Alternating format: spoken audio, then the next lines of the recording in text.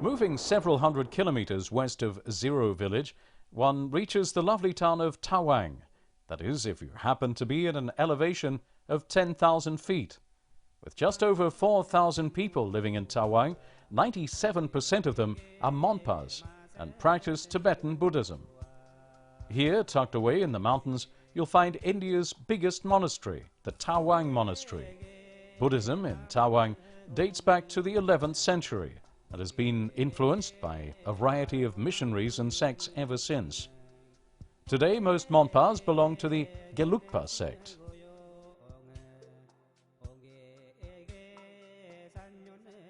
Tawang was part of Tibet until the McMahon line was drawn in 1914 in an effort to define India's borders. The area thus retains many similarities in culture and religion to Tibet. The Monpas speak 6 sub-dialects of a language that derived from Tibetan. Though they use the Tibetan script, the Monpa languages are mutually unintelligible from Tibetan. The use of prayer flags indicates a tie to Buddhist culture. Clusters of flags can be seen in the mountainsides of Tawang. They're placed there after a death with one flag for each year in the life of the deceased. Prayer flags are believed to have origins in the pre-Buddhist Bon religion and are traditionally woodblock printed with texts and images. The flags are hung not to carry prayers to gods, but to spread goodwill and compassion to benefit all, and are dyed in 5 colors to represent the elements. Prayer wheels, like prayer flags, are also part of Tibetan culture and are directly linked to the Buddhist religion. Prayer wheels can be found all over Tawang. Prayers or mantras are written on the outside of the wheels, and when turned are a physical representation of reciting the prayer. The mantra most commonly found on prayer wheels, Om Mani Padme is meant to steer the mind towards enlightenment energies. Perhaps this is what sustains the monks in their monastic studies and meditations. The town of Tawang is most famous for the beautiful Tawang Monastery. The monastery was built in 1681 in accordance with the wishes of the 5th Dalai Lama. It's the largest monastery in India and is currently home to about 450 monks.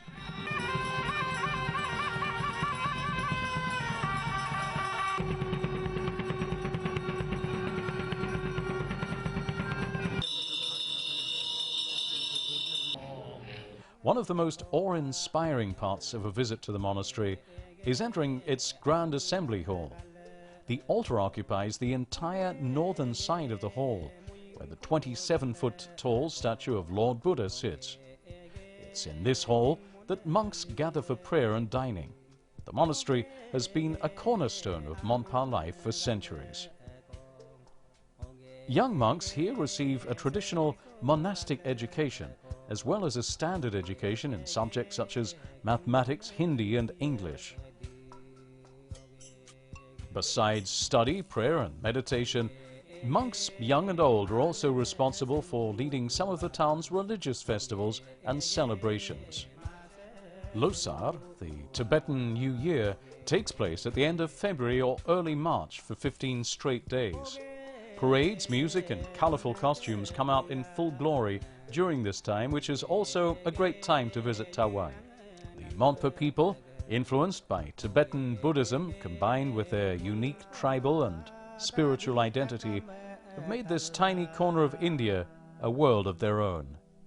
Outside of Ziro and Tawang, much of Arunachal Pradesh remains relatively unexplored by the outside world.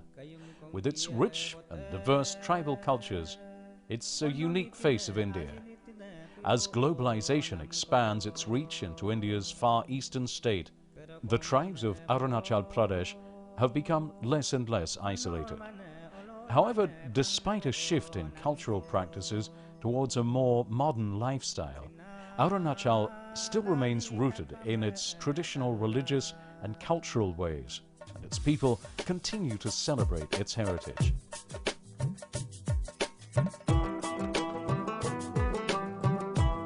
No matter where you are in Arunachal Pradesh, one will see how fairs and festivals have become an essential part of their culture.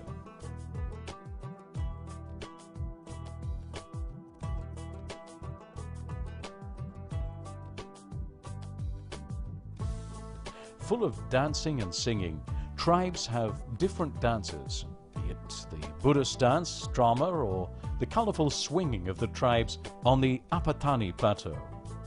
The Arunachalis have a very low stress level in their lives. It's their spirit that can be seen in their unique song and dance.